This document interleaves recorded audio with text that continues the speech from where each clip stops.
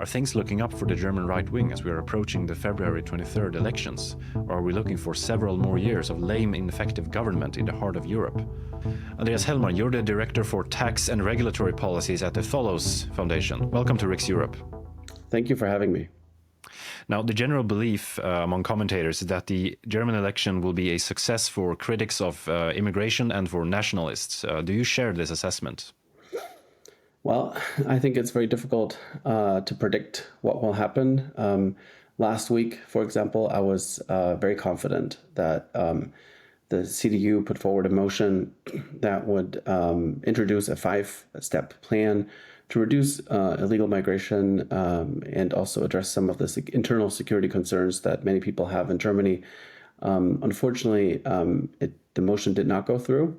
The CDU didn't have the votes together with FDP and AfD. And so if you look on the center-right in Germany, that was kind of like the litmus test for what the center-right is willing to do.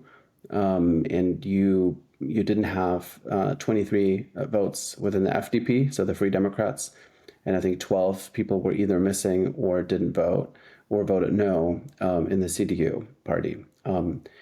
And so the motion didn't go through. And so it's going to be very, very challenging to see how the next government will address this. So in the polls right now, the FDP is not meeting the 5% threshold. So likely they will not be in parliament.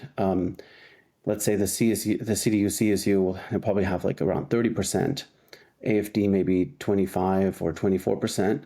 The CDU will likely need a second coalition partner to govern with the SPD. And in that case, it could probably only be the Greens, since they don't want to govern with the AfD.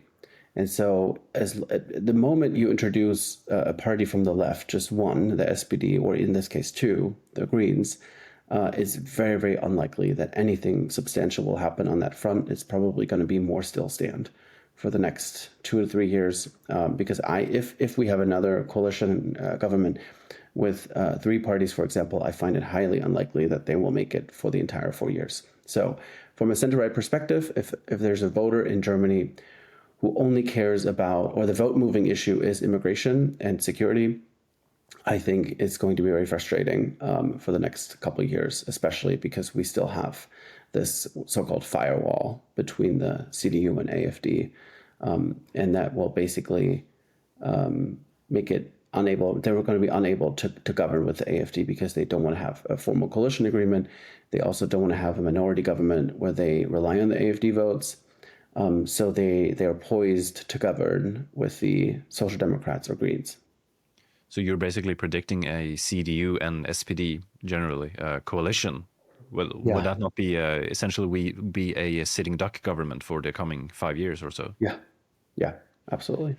So not much is really going to happen on the immigration front, or do you still think that the SPD, for example, will moderate its stances? I mean, we still have the Greens, which is very pro-immigration still, but what do you think will happen on that front? Well, just to get this right, I'm not anti-immigration. Legal immigration is fantastic. There's a lot of people that we need and that we want to come legally. And if you look at all the statistics, legal immigration is almost always a net benefit for countries. First-generation legal immigrants usually outperform everyone in terms of personal development and income. And do contribute a great amount to societies. So I just want to get this right. What we're talking about, I guess, is to address large numbers of illegal immigration in Germany and Europe. And that is something where the Greens, even last week, announced that they want to increase the numbers of family reunification for people that are here illegally and bring in more. So I feel like there's no progress to be made with them.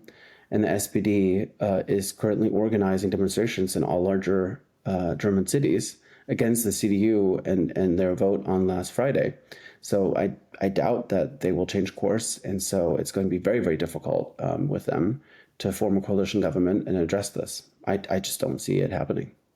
Do you still see the SPD and the CDU sitting in the same government, though, with all this animosity between them, because the CDU broke the so-called firewall against the AfD? Yeah, I mean, I just don't see another alternative. If you just look at the current polls and predictions, it's very likely that the only form of government is CDU and SPD. Always, keeping in mind that you have this firewall where CDU could easily govern with AfD.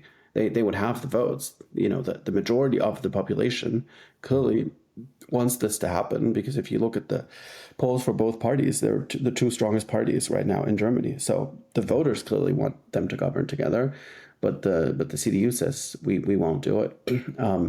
And my personal opinion is this: no one has to like the AfD, but I think if we look at other countries around Europe, especially Austria, if you don't address the most important concerns for voters on this issue, illegal immigration, crime, internal security, things like that, and being a conservative party, at some point, the parties on the right will just overtake you, because the issues become so important and matter to so many people that you have a situation like in Austria. FPÖ is now the largest party, the most important party, and the Volkspartei, so the Conservative Party, is in decline. And in my opinion, the CDU has like a really good chance now.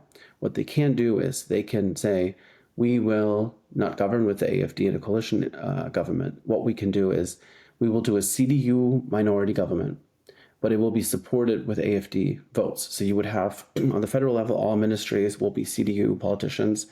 You can only put forward CDU motions, but you rely on the AfD to vote them through.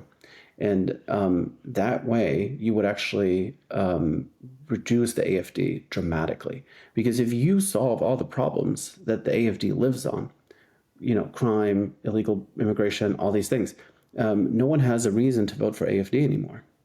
All of a sudden, the vote moving issue will change for a lot of people. If you don't have all these problems that I just described anymore, you will focus on other things. You'll focus on tax, you'll focus on trade, you'll focus on education, and there other parties have better solutions than the AfD. So if you just eliminate that one problem that most people have as their vote moving issue, they will automatically move on and care about other issues as their vote moving issue. And then the AfD doesn't have the best things to offer. And they will probably go back to CDU. They will probably go back to FDP and other parties. So in my opinion, this might be the last chance for the CDU to come to a solution for these problems. If they do not come to a substantial solution where people feel like this has been addressed now permanently, I don't think that the AfD can be stopped, because you have so many things going on. We had the attack in Magdeburg on the Christmas market. You just had the horrible stabbing in Aschaffenburg, and unfortunately, it's very likely that these things will continue in the future on a probably even more massive scale than we see now, if this is not being addressed. Now, the SPD is at a critically low point in the polls right now. Do you think they will be performing around this level? That's 15 points in some, according to some polls, 16 in others. Do you think that's where they will land, or do you think they'll do better on election day? I think they will do worse on election day. If you just look at the last 2 weeks, basically, or like the last week from this last Friday on, where the CDU introduced the motion in the parliament that was so existential. And the SPD didn't vote for it, and created this whole circus about, democracy is in danger and things like that, and organized these mass protests in German cities.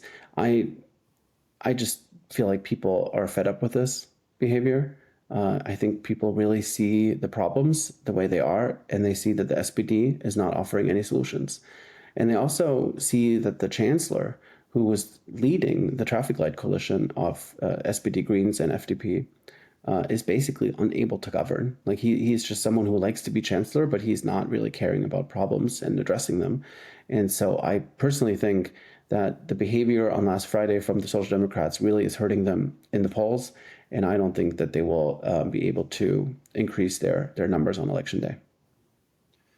What do you think about the Bündnis Sarah Wagenknecht? That is the party that is challenging the AfD on many of the topics that they've been growing in popularity on, such as immigration, first and foremost. Do you think they are robbing the AfD of voters, and do you think that they will affect the outcome of the election in one way or another? Well, polls don't show this right now.